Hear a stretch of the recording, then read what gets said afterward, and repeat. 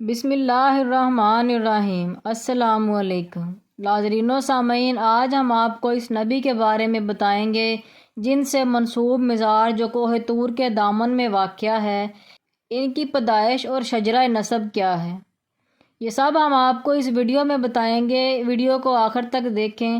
تو چلے ویڈیو کو سٹارٹ کرتے ہیں۔ یہ اللہ تعالیٰ کے تیسرے نبی تھے جو حضرت آدم علیہ السلام اور حضرت شیس علیہ السلام کے بعد نبوت کے جلیل القدر منصب پر فائز ہوئے۔ مورخین کے مطابق آپ کی ولادت بابل عراق یا مصر کے شہر منفیس یعنی منف میں ہوئی۔ آپ علیہ السلام کا اصل نام اخنو تھا، جبکہ قرآن کریم اور احادیث مبارک میں آپ کو ادریس کے نام سے پکارا گیا ہے۔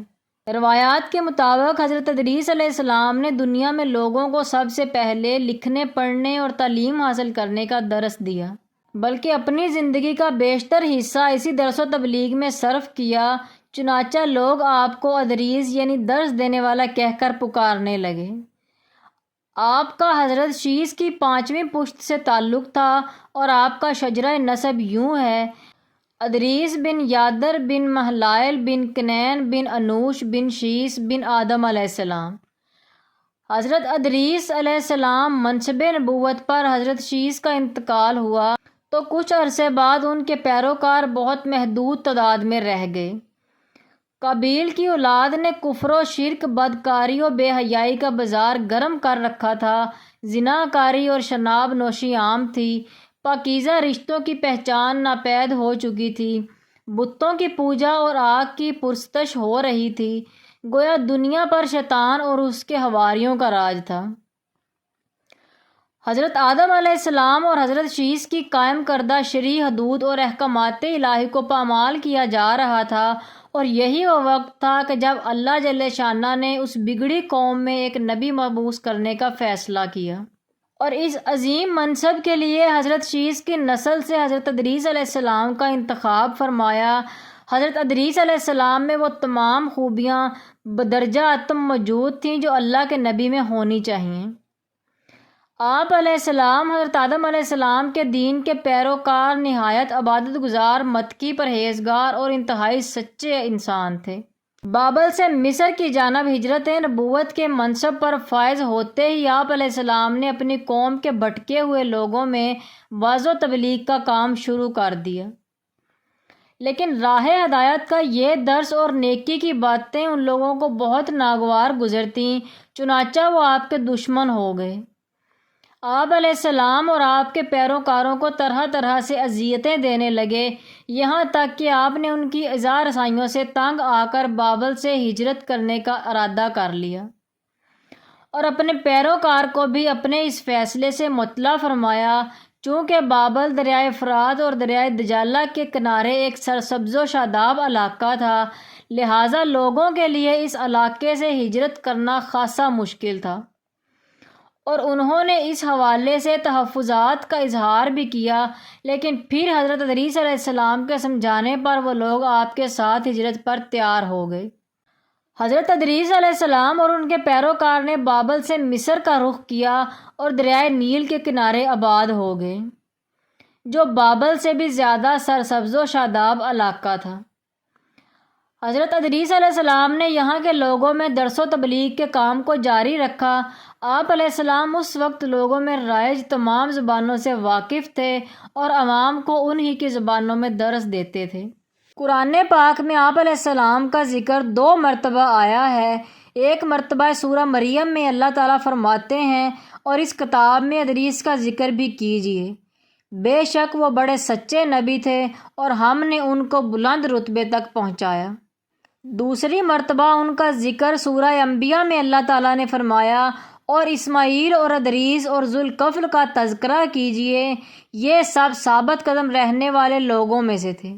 قرآن کریم کی معروف و مستند تفسیر معروف القرآن کے مطابق حضرت ادریس علیہ السلام حضرت نوح علیہ السلام سے 1000 سال پہلے پیدا ہوئے۔ اللہ تعالیٰ نے آپ کو نبوت کے مرتبے پر سرفراز فرمایا اور آپ پر 30 صحیفے نازل فرمائے۔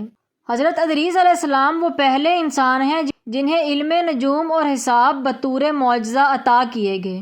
نیز سب سے پہلے انہوں نے ہی قلم سے لکھنا اور کپڑا سینا ایجاد کیا۔ ان سے پہلے لوگ عموماً جانوروں کی کھال لباس کے طور پر استعمال کیا کرتے تھے۔ پھر یہ کہ سب سے پہلے ناپ تول کے طریقے بھی آپ علیہ السلام ہی نے متعارف کرائے اور اسلحہ بھی آپ علیہ السلام کی ہی ایجاد ہے۔ آپ علیہ السلام نے اسلحہ تیار کر کے بنو قبیل سے جہاد کیا۔ علامہ ابن اسحاق کا کہنا ہے کہ دنیا کا سب سے پہلا شخص جس نے قلم سے لکھا حضرت ادریس علیہ السلام ہیں۔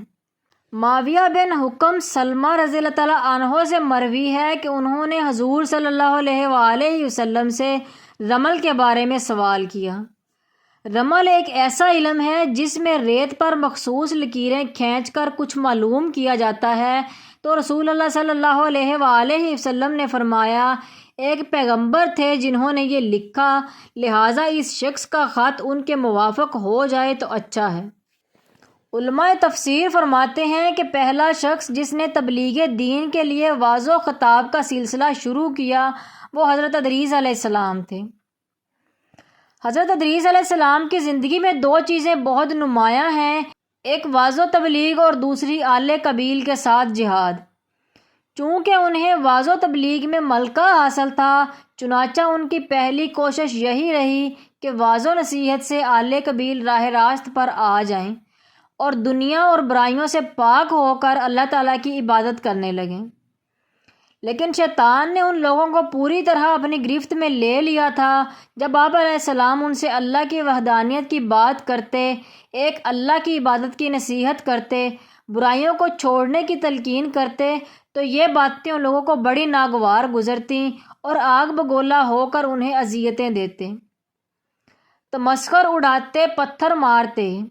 دراصل ایک طویل عرصے تک شیطان کے زیر اثر رہ کر یہ لوگ شرک و کفر اور برائیوں کی دلدل میں گردن تک دھنس چکے تھے۔